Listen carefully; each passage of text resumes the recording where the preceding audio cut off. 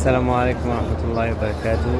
মসজিদুল হারাম আল মক্কাতুল মুকাররমাতে বিভিন্ন দেশের হাজিরা এখন সমাগম করতেছেন এবং আস্তে আস্তে ফুল হয়ে যাচ্ছে। আজ বৃহস্পতিবার, এই জন্য সাপ্তাহিক সুন্নাত রোজা ইফতারি হবে কিছুক্ষণ পরে। এখন থেকে ইফতারি অলরেডি রেডি করে রাখা আছে। এই যে দেখুন, সামনে যেগুলো আছে এগুলাতে অলরেডি ইফতারি দেওয়া আছে, কিছুক্ষণ পর বন্টন করে দেওয়া হবে। এরা হচ্ছে সেই স্বেচ্ছাসেবক যারা ইফতারি দিয়ে থাকে।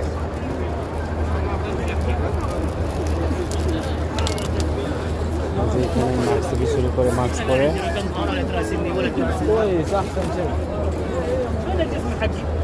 মাস্ক পরে গ্লাস পরে হাজিদেরকে ইফতারি দিয়ে থাকে। এই সামনে হচ্ছে জমজমের পানি রাখা।